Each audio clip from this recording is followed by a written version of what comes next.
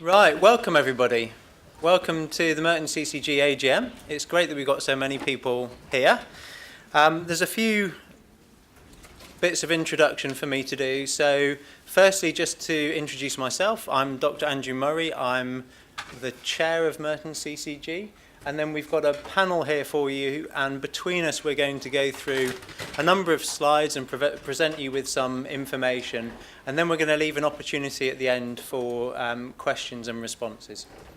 So the panel we've got is James Blythe, who's the Managing Director for Merton and Wandsworth CCGs, Sarah Blow, who's the Accountable Officer for Merton CCG and the other South West London Commissioning Alliance CCGs, as well as the Senior Responsible Officer for the South West London Health and Care Partnership, and Neil McDowell, who's the Chief Finance Officer for, the Local Director of Finance for Merton and Wandsworth CCGs. There's a few bits of housekeeping for me to go through before we start. So the fire exits are clearly marked. If there is a fire alarm, it's not a drill. So make sure you make your way out. The fire exits are marked in green, so follow those. Please do turn off your mobile phones so that we're not interrupted by that. We are filming the AGM, so just so you're aware, you are being filmed, and if you're not comfortable being filmed, perhaps you can make that known to one of the team so we can just make sure you don't feel uncomfortable about that. And the final thing is the clock, which is we do have a time frame for this. We're expecting to finish by 3. So we will try and keep to time. We'll try and keep a pace going through the agenda so that we leave enough time for questions at the end. But to throw a bit of a spanner in the works, I'm opening it up, and as a clinician I'm always I'd say meetings are not the natural environment for a clinician, and we can sometimes be a bit unpredictable. And before I go through the agenda, I was in I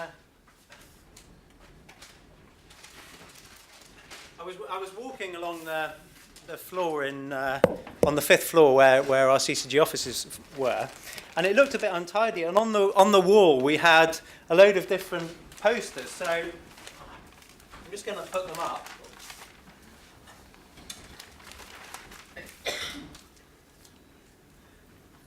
And they were quite eye-catching. It was hard to ignore them, and I wondered what on earth they were doing.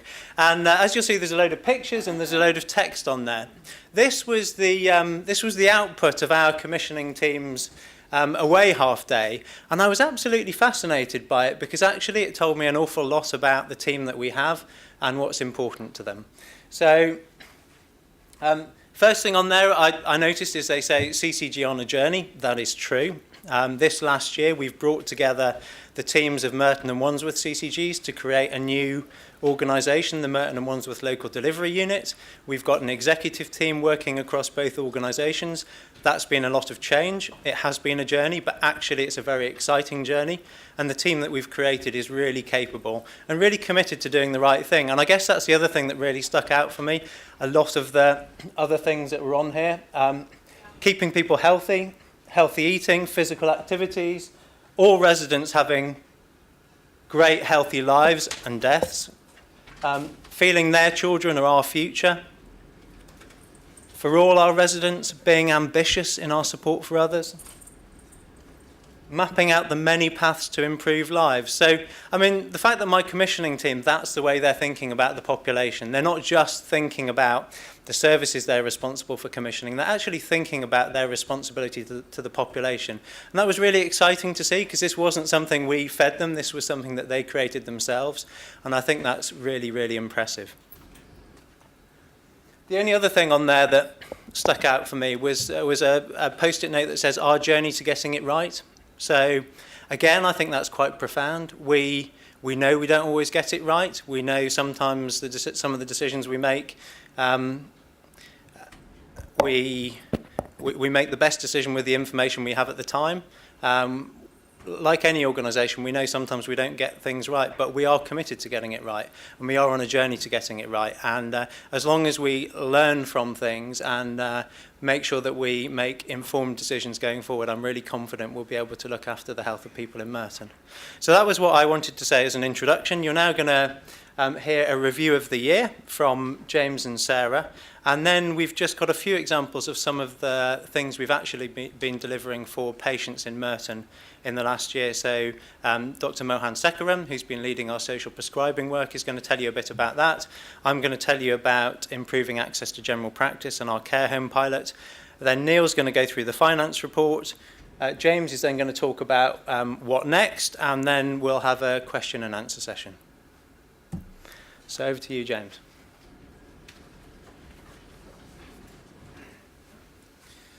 Thank you, Andrew. So I'm going to talk very quickly around what we aim to do as a CCG and how we have performed against some of those things over the last year.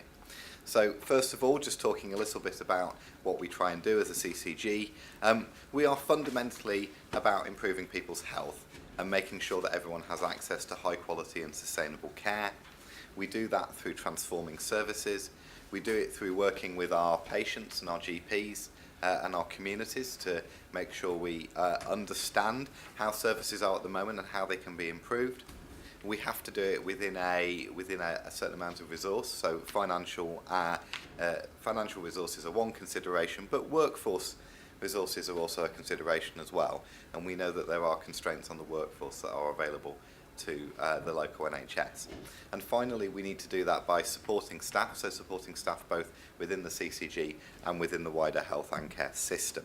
I want to just talk about a few of the challenges that we've been specifically tackling over 2017-18. So many of you will be aware that at the moment, St George's Hospital, where many Merton patients go, are not reporting on their waiting times for what we call elective care. So this is care that people are referred into.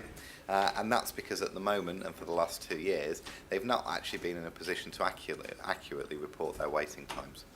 As a CCG, we've been hugely involved in this. We need to get St George's back to the position where they're reporting waiting times, but most importantly, we need to get St George's back to a position where nobody is waiting excessively long for treatment. So with our GPs, we've been going through a programme of helping to review previous cases and to make sure that everyone who needs to be on a waiting list or needs to have an appointment is getting one.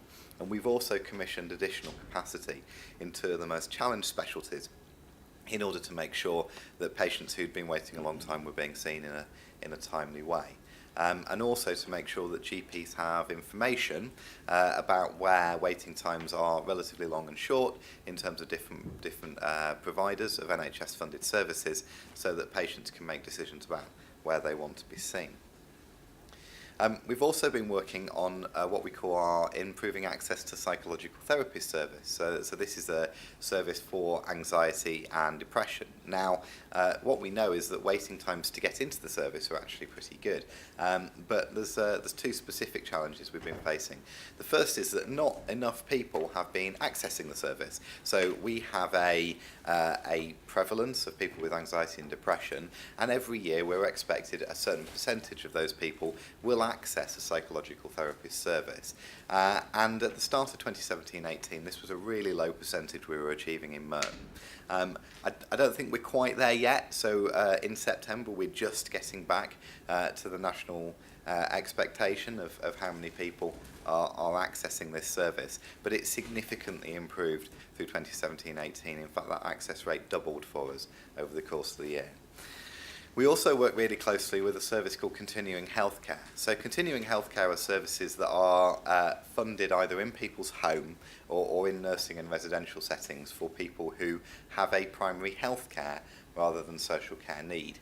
And we were working with an organisation to provide the nursing assessment and review, and we realised that we weren't getting what we needed. So in partnership with that organisation, we made a decision to move the provider of those services. We're now working with the same provider who works across Wandsworth as well, and that's led to a marked improvement in terms of the speed at which people are being assessed and being reviewed as well. So we're able to get more appropriate and timely support to people when they need continuing healthcare. Overall, the CCG had a rating of good from NHS England, and that was a good across both leadership and finance as well. So that's really positive and a really strong reflection of what we achieved. And particularly, some of the assessment tools that NHS England use highlighted our very good prescribing of antibiotics in primary care, so there's not high levels of inappropriate prescribing of antibiotics. That's really important in terms of drug resistance. Our really strong work with adult social care as well, and also our people who are accessing GP appointments 8 to 8, 7 days a week through our bookable access hubs. Just talking about some of the access standards, we met the majority of our key access standards last year. Some areas where we continue to see some challenges, so the 95% standard for accessing A&E, we achieved 88.4% in Merton, and that would have been mainly performance at St George's and Epsom and St Helier, with some performance at Kingston as well. What we focused on over the winter was that making sure that even if patients were waiting a little longer than was ideal in A&E, that we had an available bed for patients who needed to be admitted, and we did that by making sure that there was appropriate flow through the beds and that we were discharging people in a timely way. And I should say as well that we had a huge contribution to that over last winter from our colleagues in London Borough of Merton as well, who were extremely supportive to making sure that we had appropriate flow out of hospital. We are also working to make sure that all cancer referrals are seen within 2 weeks. We got very close to this standard last year, but a little bit more work to do. And we also work with partners across South West London to make sure that there is timely access to ambulance services. So I'm just going to stop there actually and let Sarah talk about some of the transformation work we've been doing.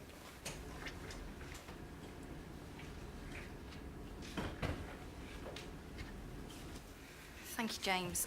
So good afternoon. I'll try not to talk too long because, Andrew went off-piste at the beginning and I want to try and make some time up. And also, we've got some doctors coming along to talk to us about some of these transformation projects, and I don't want to take up too much of your time because I'm sure they can tell you in much more depth the work that we're doing around things like access to primary care and social prescribing. But I will mention a couple of things that are on the slide here. One is the move towards electronic referrals from primary care into hospitals, so from general practice into hospitals and back again. And actually that was a big piece of work and required a lot of work from the clinicians locally, from the hospitals. It means that we're putting out of business local fax machine manufacturers because the NHS was, I think, single-handedly keeping those afloat. And we now no longer write letters, send faxes, or emails about referrals to and from hospital. We do that all electronically in a safe way, and it happens immediately for patients. So that's a real bonus for us across the NHS. I also wanted to just mention the partnership programs that we've had in Merton. We have something called a 360 review, where actually questions are sent out. Everyone does it nationally, but questions are sent out from each CCG to all our partners, all of our members, all our practices, patient groups, health and wellbeing board chairs, our colleagues in our providers and with our local authority. And this year Merton had the most significant improvement in positive responses to the 360 than any other CCG, I think, in the country. And in fact, they're being used as a best practice example. So Merton is being used as a best practice example of how we work together and improve that. And actually, some of the work that is mentioned on these slides, such as the coordinated care for people with complex needs and discharges from hospital, actually shows how we work together in a way that makes sense for the benefit of our local populations. I also just wanted to mention that we also will be working across South West London on a number of pieces of work. And last year, we actually refreshed what was originally the Sustainability and Transformation Plan for South West London. And we moved towards a South West London Health and Care Partnership. And what's really important for us is that we actually work in a collaborative way with our partners, and we actually build our plans from the bottom up. So we're currently working on plans in each of the boroughs to develop our services around health and care. And James is going to speak a bit later about the detail of that for Merton. And there will be some events later on in the year where we'll be engaging with the public on those. We also do some business as usual together across South West London, so sometimes we have to make decisions together across the CCGs. So we set up a governance structure that allows us to do that, and we made some decisions this year on a number of things, including we received additional funding from NHS England to support transformation of primary care, and we managed to make sure that was equally given out across South West London and was supported by all the CCGs in South West London. And some of the work we're doing now in Merton is using some of that funding to help us to deliver.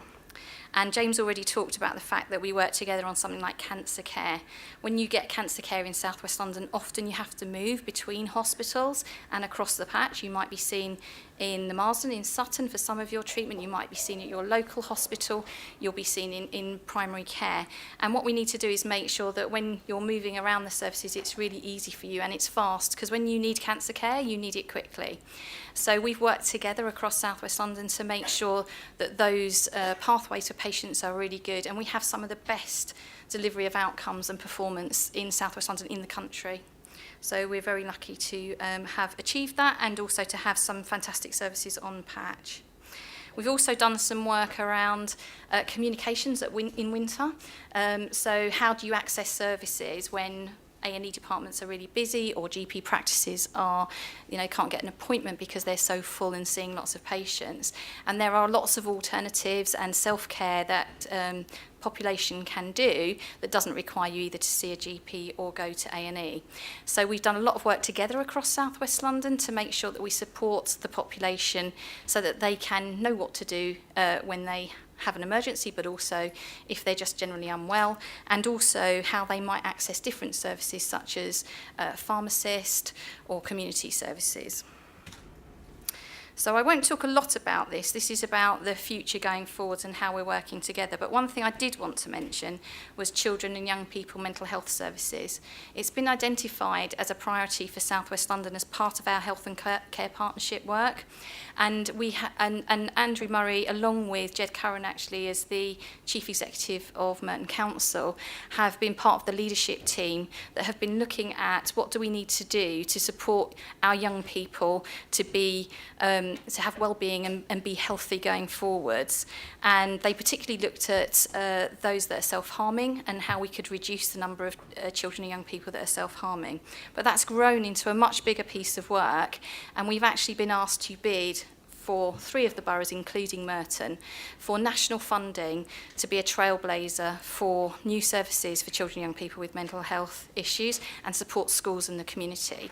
We're really keen. We think we've got a good chance of receiving that, and I just wanted to highlight that because I think it's a really positive piece of work. And then I am going to hand over to Mohan, who's going to come and talk about social prescribing. Thank you. Hi everyone, I'm Mohan Seeker. I'm a GP in East Merton, but I'm also the clinical lead for social prescribing for Merton and Wandsworth. And for those of you who don't know what social prescribing is, a brief sort of description there is identifying patients who have a non-medical need and placing them into the community where their needs can be dealt with better. So that's a brief description of what it is. I'm going to show you a video which is absolutely fantastic, so I'm hoping it will work. And this was given to us by the Healthy London Partnership, who did this video for us because of the work we did. And we're actually leading the way in London alongside Tower Hamlets.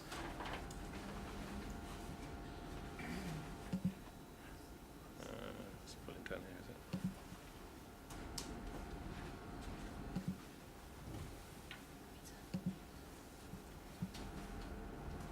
it? That you can't cope. That making that first step to say I can't cope is a big one.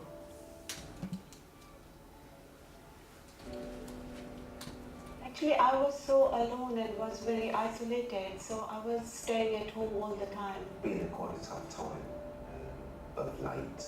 I needed to have some help before things started to get too bad. I hadn't been to the doctor for about 5 years, 6 years. I have acrophobia. I'm just finding it difficult. Quite a lot of patients, due to social determinants of health, come and see their GP for non-medical related illness or problems, just because they don't know where to go. And us as GPs, we don't know what to do with them, and so we often don't give a good service. Because it's very hard to go and see a GP and try to explain in 10 minutes what sort of problems you're having. Because I didn't particularly want to go down the tablet form again, medication.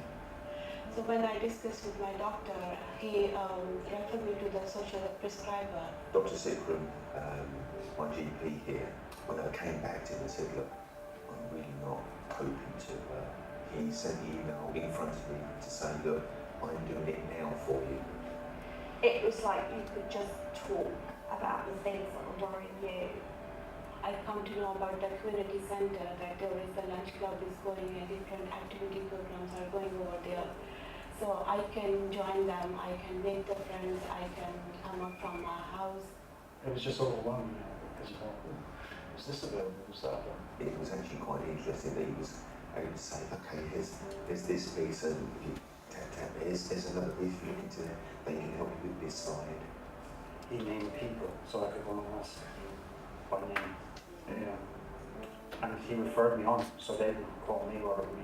I need to call them.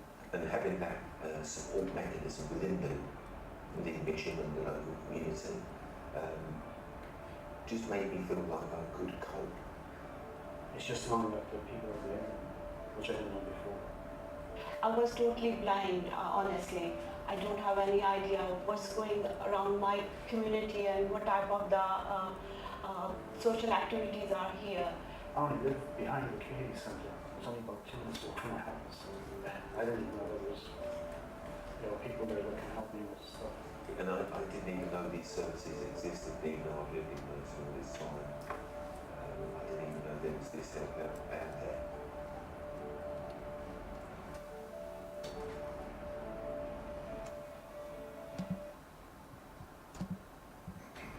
Excellent. So, I mean, that was just a 3-minute clip. There's actually 6 other films of 8 minutes, which they've not finished yet, but they gave us the best 2, and that's fantastic, isn't it? Really does show how it's hit patients and how it's really helped the patients who actually need it and the non-medical causes of it. So, really pleased with that. So, just a bit about the pilot last year. So, last year we had an average sort of well-being score of 0.7, and that was improved as a result of social prescribing. GP attendances went down from 12 to 8, and the average number of A&E appointments also reduced as well. So social prescribing not only gives you the quality cases, but also gives you impacts on secondary care. So what are we doing this year? So this year we're upscaling this pilot, so we're spreading it across Merton. So last year we had 2 practices. We're going to all 9 East Merton practices and also 4 in the West, so 13 practices out of 23. And the referrals are mainly through primary care, but also we've opened it up to IAPT and the London Fire Brigade, who are also doing some social prescribing as well. We're also working very closely with the case management team, the community team, and the rest of the community.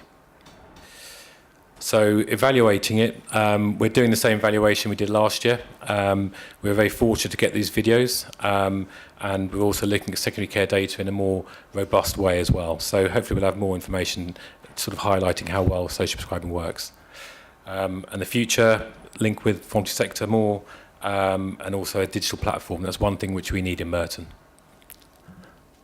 Thank you.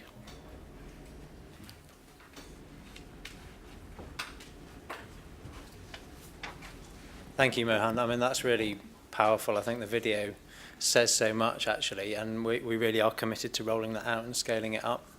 So thank you for the work you've done on that this last year. The next thing I'm going to talk about is improving access to general practice. We have put significant extra funding into general practice in the last year. We funded up to 50,000 more GP appointments for people in Merton, and that came from funding we got from NHS England. What that means is we've asked practice to provide more appointments in their normal opening hours between 8 and 6:30 Monday to Friday, but also to provide an increased number of extended hours appointments. So that's up till 8 p.m. on Mondays and Fridays, because we know that a number of our patients commute and find it quite difficult to get to the GP in the day, and even people who don't commute, often it's quite difficult for them to get away from work to get to a GP appointment. So we're trying to open up access to people to their own GP. We've also put in place the 2 GP access hubs, so one at the Nelson and one at Wideway Medical Centre. And they're open all evenings, all weekends and bank holidays.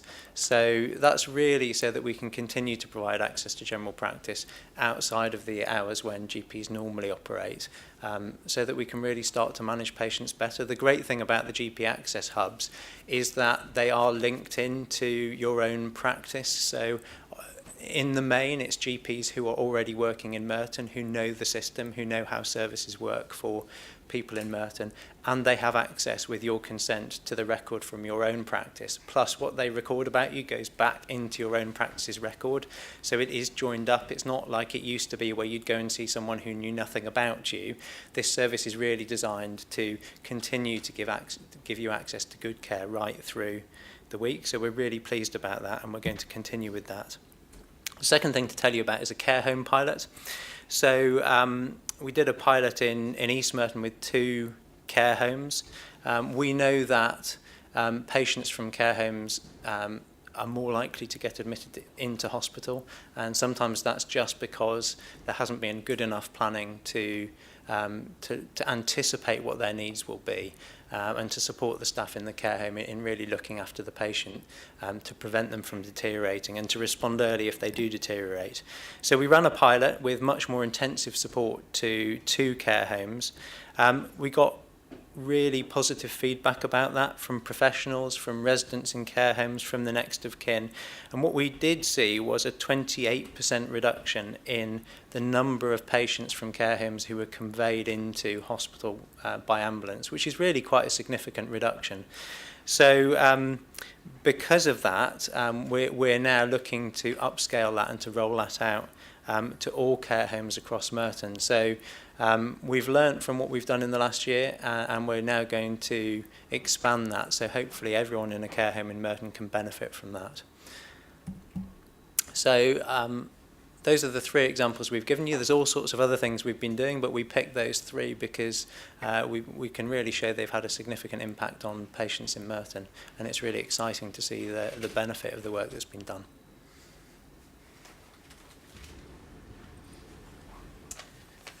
Thank you, Andrew. Good afternoon, ladies and gentlemen. So I'm just going to do a short presentation, which is going to be split into 3 parts. So this is going to look at how we're funded, did we hit our targets in the year, and finally where we actually spend our money. So how are we actually funded? So our funding is based on our weighted population size. So that's the patients that are registered with GPs.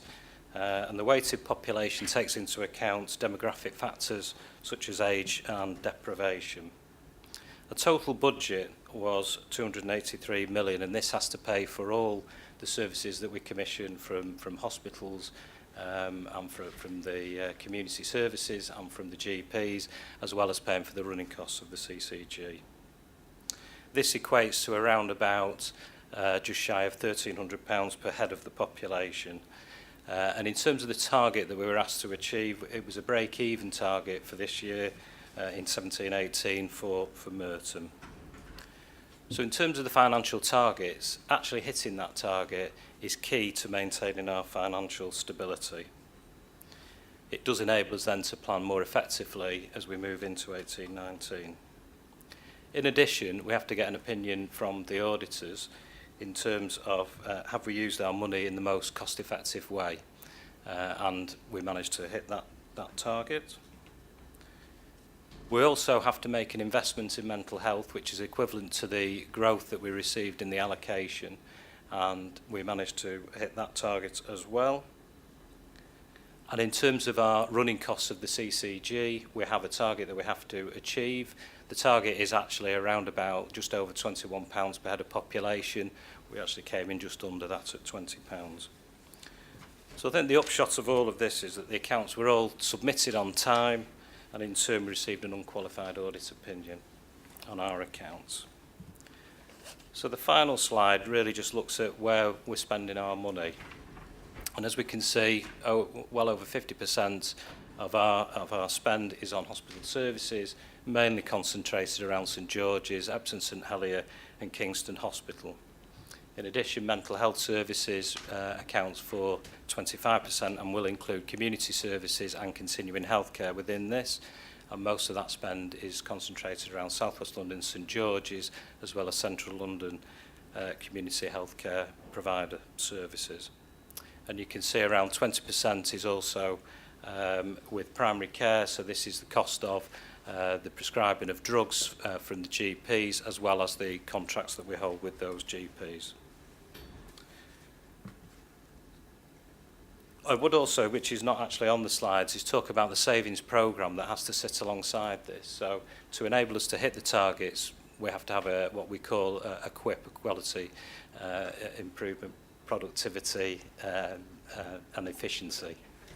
Prevention, that's the word. So what that was, it was set at around about £11 million that was set for this year.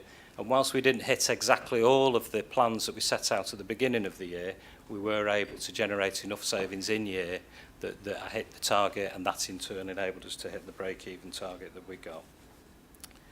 So I think in overall terms, despite the many pressures that we had through the year, both known and unknown, we managed to hit all our targets. And I think this brought a successful conclusion for the financial year for the CCG. Thank you.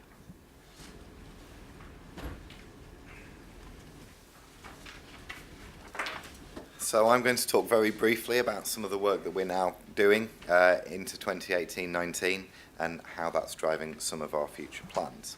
So we know that we at the CCG and many of the organisations we work with all have plans and strategies that talk about how we're going to improve health and care for residents in Merton. But we've been starting to bring these together and to start to look at a new way of working together and to see what opportunities there are to really increase the value of the work that we all do as separate statutory bodies and provider bodies in health and care by working together. And we've, with partners, particularly in the local authority, come up with a programme that we're calling Merton Health and Care Together. And that involves partners from the local authority, from the voluntary sector, from the acute hospitals, mental health, community services, really right the way across health and care. And it's basically saying if we work together in a different way, how can we provide more personalised and more integrated care for people who have needs in Merton. So as Merton Health and Care Together, we're now working on a number of areas around what we call start well, live well and age well. So every phase of life, we're looking at children and young people's mental health, which is a challenge that runs not just through health services, but runs across many other areas as well, and how we really make sure that community services in a number of different areas support children. Within Live Well, so looking at working age people, we know that primary care is absolutely key, so we need to have an effective primary care sector, but also that we have needs in specific parts of the borough, so around East Merton, and also we have very specific challenges that face us around both mental health care and also around diabetes as well. And we think diabetes, of all the long-term conditions that affect our population, is the one that we should start with in terms of developing a new approach to managing long-term conditions, because we know that it's a huge challenge for specific communities and generally in Merton, and we also know that if we can get the approach right to managing diabetes, which is a really complex long-term condition and requires coordination from a number of different organisations, both in terms of prevention and treatment, then we can roll that approach out to other conditions. Finally, we know that we have a population which is ageing, and so therefore having really effective integration between health and social care and being also a dementia-friendly borough is absolutely critical. So that's some of the work we're doing through Merton Health and Care Together. One of the key areas that really comes together is around the redevelopment of the Wilson campus. So we've committed now as a CCG, we have signed the paperwork with the organisations that are going to support us to redevelop the Wilson. We've done a huge amount of community engagement around that in the last few months, been out to a number of groups in the Mitcham area to talk around about what they want, both in terms of the services they'd like to see at the Wilson in the future, but also how they'd like the organisation, how they'd like the building to look and feel, and how they'd like their services to be organised. So that social prescribing that Dr. Sekaram talked about will be absolutely critical to that, because that really is the way that you bring together services that support every determinant of people's health, and not just the medical, the conventional health services. Supported by the bookable GP appointment service that we've already put in place, adult mental health services, a community cafe, diagnostics, and then other outpatient-based services. So services that at the moment are sometimes delivered in hospital-based settings and getting those out into the community. And so subject to planning work, we anticipate starting building work on that next year for an opening in 2022. I know that many of you will be expecting that we would mention our work on the Improving Healthcare Together programme as well. So Improving Healthcare Together is the programme where Merton is working together with Sutton and Surrey Downs CCGs to look at some of the challenges affecting acute provision around Epsom and St Helier. And we know that there are clinical sustainability, financial sustainability, and also estate challenges. So that involves us working really closely with those other two boroughs, but also working in detail to understand the needs and the challenges around people in Merton. So we've been doing a lot of work recently around engaging people and sharing some of the work we've done around travel times, around deprivation, around equalities, and also about how we build up an appropriate clinical model for acute services going forward. So I know that many of you have been at some of those events, and I hope that you've found them informative and an appropriate opportunity to engage and input to that programme, and indeed that engagement will continue as we continue with that process. Thank you.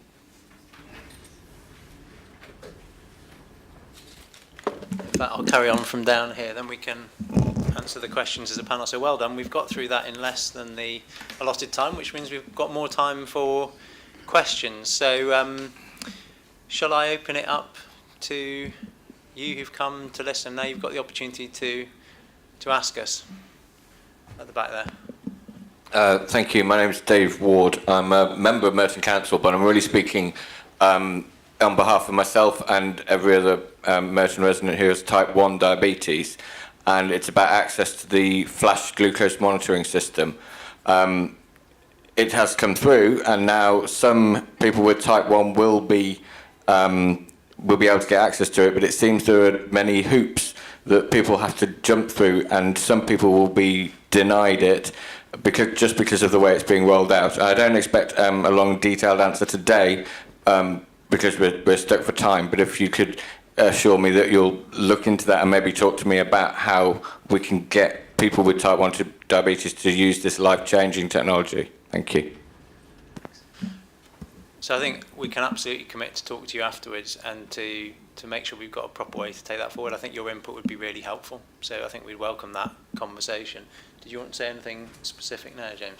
No, just that the policy that we've adopted is in line with the recommendations from the Regional Medicines Optimisation Committee for London. So it's consistent with a London-wide policy, and it is based on evidence about the rollout, the effective rollout of that product. So I think it would be very helpful if we can get some of your views as a service user and input them to future considerations on a London-wide and indeed a national basis, because I think it's really important that there's consistency in terms of how these policies are applied across an appropriate area.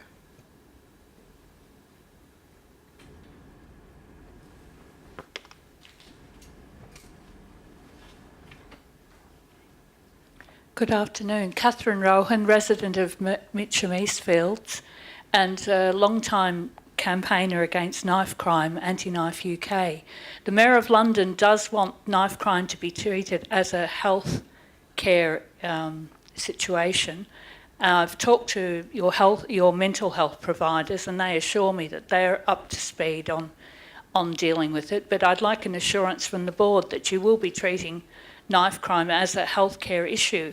First of all, it's costing you a lot of money of the admissions to A&E. A lot are coming in. A lot of people don't go to A&E either with stabbings, but that's another story for another day. But it is costing a lot of money to the CCGs, and I'd like your assurance that you will be taking on board what the Mayor of London wants.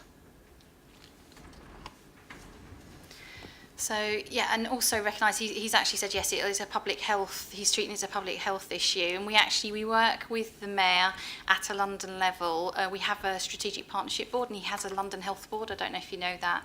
And we work with all the local authorities in London and all of the health organisations in London, that's both the providers, so the hospitals, nursing and other services, mental health, as you said, along with the CCGs to work out how do we actually do that. So I think it's very easy to say, yes, that's what we'd like to do. I think we probably need to work out with the Mayor exactly what that means for us and how we then take that forward together in London.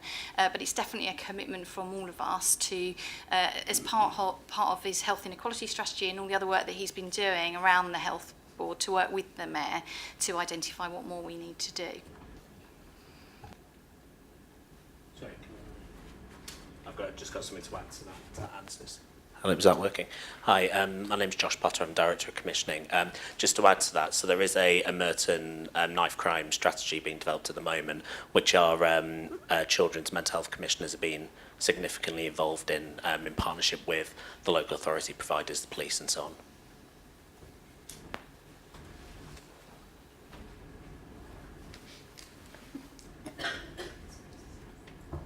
Thank you. It's Sandra Ash from the Keep Our St Helier Hospital campaign. I might add that we're also fighting to keep Epsom Hospital acute services as well.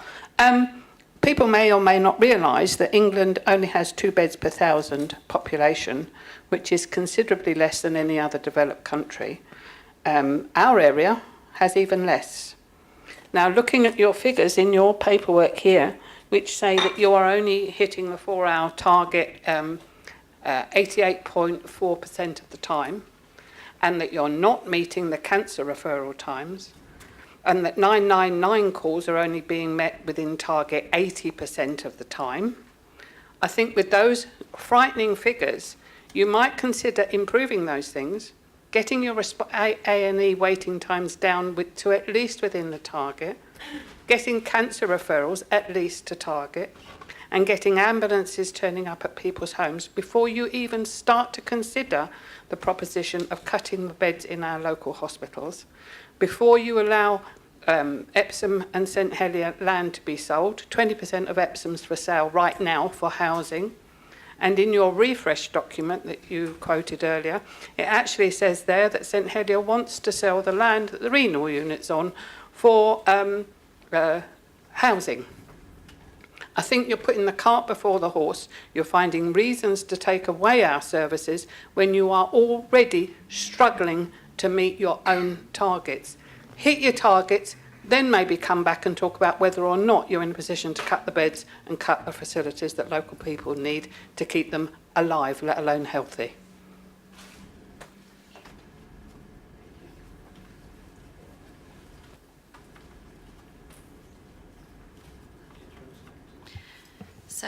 So at the moment, there is no plan as such to cut services or beds. We are looking at the options to ensure that our hospital services are high quality and that they can meet the needs of our local populations going forwards.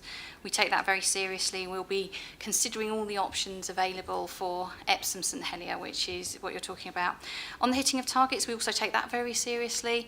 Actually, Epsom St Helier historically have been very good at meeting A&E targets, and our cancer performance across South West London is some of the best in the country. However, we can always do better. And we know that we've had some improvement in our A&E targets at St George's in recent months, which is really positive. And there's been a lot of work going on to make sure that those services are of the quality that we would expect for our local services. It's not one or the other. We have to make sure that, number one, we deliver high quality services and we hit our performance targets, but we also need to make sure that our services are fit for the future and that they will be sustainable and they will be there for generations to come. So that's the piece of work we're doing. No decisions have been made. Lots of information on the website if you'd like to go and have a look. And we're engaging at the moment on what could be possible options going forwards. And if we actually get to a point where we think we might need to change anything, we will consult formally with our public. Yes, David Chung I'm speaking to you on a specific question to do with St. George's. Yeah, although I recognize the issues that are spread across the whole of the area. Now, is it true to say that we're having a bit of a financial crisis in George's, or I've been misrepresented? If that is the case, if we are having a bit of a financial crisis in George's, what steps have been taken to put it right so that we can continue to maintain the super effective services that are being provided in that establishment? Okay, so finances are tight across the NHS, and some of our services have had financial problems. George's, as we know, had a deficit position. They are doing a huge amount of work to pull that position back, and they need to be and want to be as efficient as possible. That's not impacting on patient care. What we do need to do is make sure that for the future they can continue to deliver services that are high quality and that they can get themselves into a position where they are financially in the right place. They've got a plan around that, and they're looking at all of their services to make sure they're as efficient as possible. We hope, and we would always like to have additional funding into the NHS, and we know that we are going to get some growth going forwards. However, our hospitals and our other services still need to do more to be as efficient as possible. We don't have a never-ending amount of money coming into the system. So what we've got to do is work with them to make sure that not only the hospitals are sustainable and able to deliver within the finances, but also that we work as a system together to make sure we support that. So where people can be treated in a different way and it's more efficient and better for them, we will work with the hospital to make sure that happens. So we have plans in place. Yes, they have come from a position of having a financial deficit. Yes, that is improving, and we still have more to do.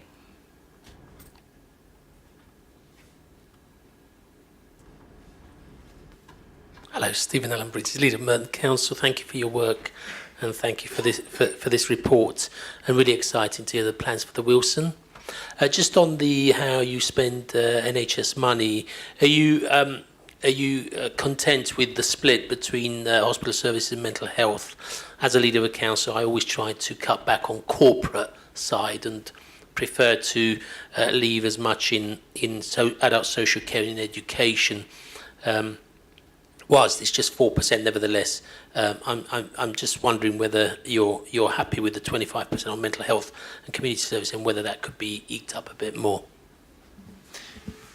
We definitely do want to spend more on mental health and community services. We are planning for next year to increase further the spend on mental health beyond what we're required to do, because we recognise we need to do that. To do that really effectively, we have to try and reduce the amount we're spending on hospital care. So it is difficult because whenever anyone turns up at hospital, we have to pay for their care.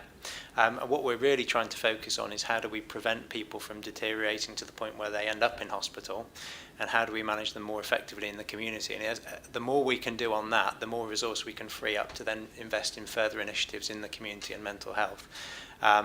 It's something we're working on all the time. A good example of where we're trying to do that is around outpatients at St George's.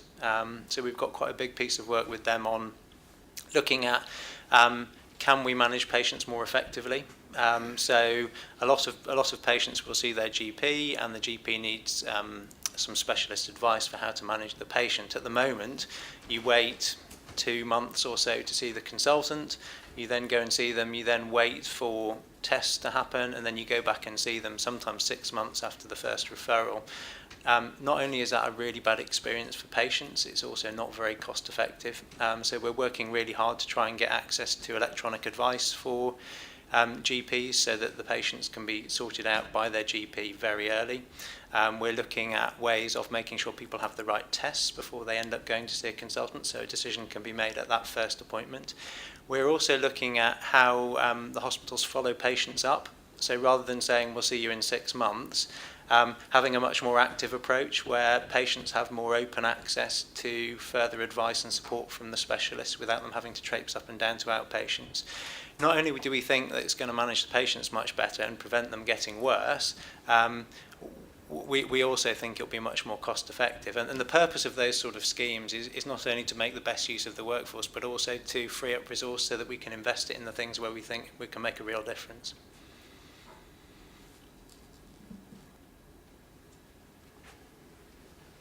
Can I just come back on my earlier point with reference to what was said just now? You're mentioning sustainability of the service. It was admitted at the Epsom and St Helier Trust Board meeting that they only met their budget this year if they factor in the money they'll gain from selling 20% of the land. How many years can you sell 20% of your land and still stay a hospital?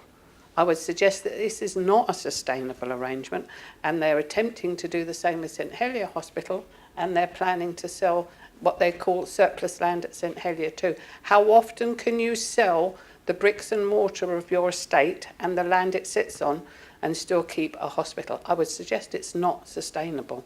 I think you're absolutely right, and just to give, I guess, a very brief answer to that, the Trust have identified they're not in a sustainable position, which is why they're trying to look at what changes they can make to make things balance better for the future. I think you're right, it's not sustainable, we've got to do something about it. Did you want to? Yeah, so, I mean, obviously the Trust will need to make decisions in order to manage the situation they're in. We know that they've got three big problems. One is that the estate is really bad. Anyone that's been to St Helier will know that that's not a position that can carry on for too much longer. We know that they are trying to run clinical services across 2 small hospital sites, and that is becoming really, really difficult because you just can't get the number of clinicians that's needed. And the other thing is the finances. They are struggling with the finances running in the way that they are now, which is why we are having the conversation with people about what can we do differently to help to support things changing going forwards. So that's the position we are in, and I would love us not to be in the position where hospitals need to sell estate in order to be financially viable, but that's where we are.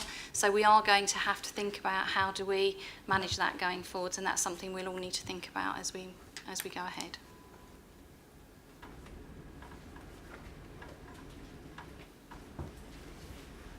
Thank you. Nick Raddo, journalist. I noticed one of your comments there under the mental health slides that you're planning on trying to extend talking cures, but using one-to-one online services. How does that work? So we have a variety of options within the improving access to psychological therapist service. We've got some one-to-one face-to-face, we've got some groups, and then we've also got the online options. And it's actually a text-based service, so there's a therapist at the other end, and you have a conversation over the internet on a text basis with a therapist. It is particularly suitable for certain client groups, and certain people have a real preference to access that service, so particularly working age people really like to access a service through that model, but it has actually proved to be quite effective, because what you're really looking to do with that type of therapy is to give people some of the tools to actually manage their own anxiety and depression, and to cope with some of the challenges that they're facing. So it's one of a number of options that we have for the psychological therapy service. So it's alive? Yes.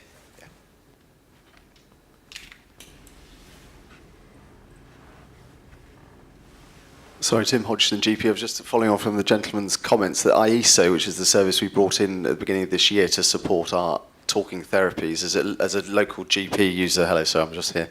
I'm one of the CCG board GPs. Really helpful, not for everyone who suffers anxiety and depression. As you can imagine, an elderly person who can't see, who may have hearing pain, it may not be a suitable tool for them to use because of the limitations of their own senses. But for a young working population with appointments being done in the evenings, often quite late into the evenings as well as weekends, it's access to help that otherwise would just be ignored. And unfortunately, we see those people time and time and time again coming back because actually their lives don't allow them to access the services services they need. So I found it really helpful as a GP. Actually, the service centre is just online. I show them where they go, and it's a simple refer me, Merton patient, refer myself. Very simple form, and I've had really good feedback. So I'd say from a GP perspective, that's been one of the better commissioning choices we've made in the last few months. And we've just brought on Big White Wall, which is a similar online platform which Wandsworth GPs have been using for quite a while to support our online offering for patients. So just a thought. Are those self-referrals? Yes.